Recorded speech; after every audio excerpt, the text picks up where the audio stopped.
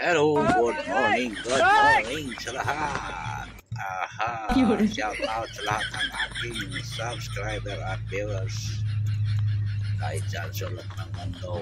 At dito naman at papunta na dito sa farm ng Almaray. Kaganda mga guys, oh.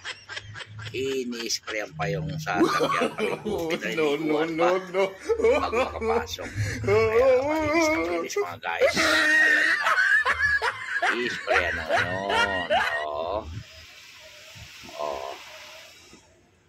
Para paliliguan pa bago makapasok doon sa farm. Ayan, nakaligo na guys. Medyo okay na at mas maganda ng pakiramdam at nalamig-lamigan ng konti. Ayan mga lods, papasok na dito sa loob ng farm.